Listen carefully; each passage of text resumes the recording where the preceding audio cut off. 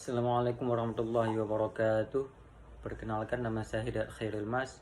Saya berasal dari Fakultas Adab dan Humaniora. NIM saya 210501082. Di sini saya menjelaskan sedikit tentang kedatangan Belanda ke Pulau Nusantara.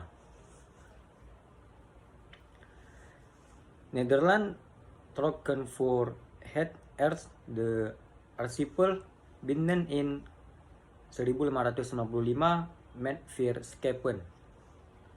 64 kanonnen en bemanning van 249 onder bevel van Cornelis de Houtman. De entourage van Cornelis de Houtman arrived een jaar later of 1596 in Banten. Vanuit Banten vervolgt de groep hun reis naar het oosten via de noordkust van Java naar Bali. En Cornelis de Houtman staat bekend also een skipskapitein met een slag Homer. Afhankelijk werd this comes door de mensen van de archipel met open armen invasion and this active verander de relatie ester in een vette on oorlog. Berikut penjelasannya.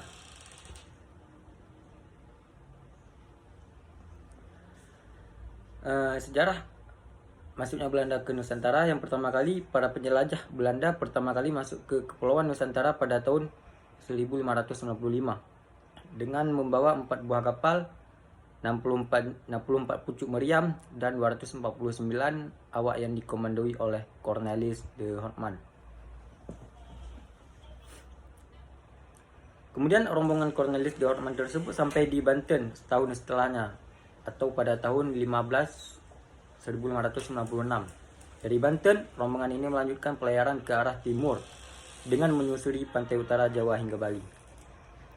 Cornelis de Houtman dikenal sebagai kapten kapal yang bertabiat buruk. Kenapa yang bertabiat buruk? Karena mereka datang kemari membawa niat yang jelek dan intinya tidak membawa niat yang baik. Semula kedatangannya diterima oleh orang-orang Nusantara dengan tangan terbuka. Dan kemudian pun ketika mereka datang kemari, para masyarakat yang ada di Nusantara menyambutnya dengan tangan terbuka. Kenapa? Karena mereka yang di masyarakat Nusantara ini tidak mengetahui bahwa yang pasukan Belanda datang ke Nusantara ini dengan niat yang buruk atau niat yang jelek.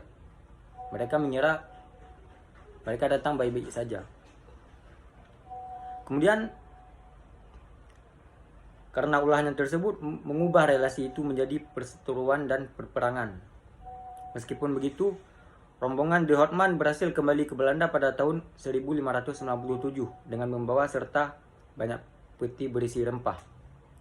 Pelayaran pertama Belanda untuk mencari rempah di Nusantara kemudian dianggap sukses. Keberhasilan rombongan de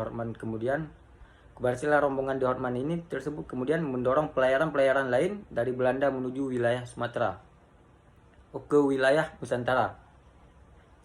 Pelayaran-pelayaran yang dilakukan setelah kembalinya rombongan de Houtman dikenal dengan masa Wilfart, yaitu pelayaran yang tak teratur. Kemudian pada tahun 1598 ada sebanyak 22 kapal bertolak dari Belanda untuk mengikuti langkah-langkah pasukan rombongan Cornelis de Houtman tersebut. Kapal-kapal tersebut bukan merupakan kapal kerajaan, melainkan milik perusahaan-perusahaan swasta di Belanda. Salah satu rombongan di gelombang pelayaran kedua tersebut dipimpin oleh Jacob van Neck. Berbeda dengan de Houtman, van Neck bersikap lebih hati-hati, sedangkan pasukan Houtman bisa dibilang dengan bersikap gegabah serta berniat jelek. dan tidak mencoba melawan para penguasa lokal Nusantara.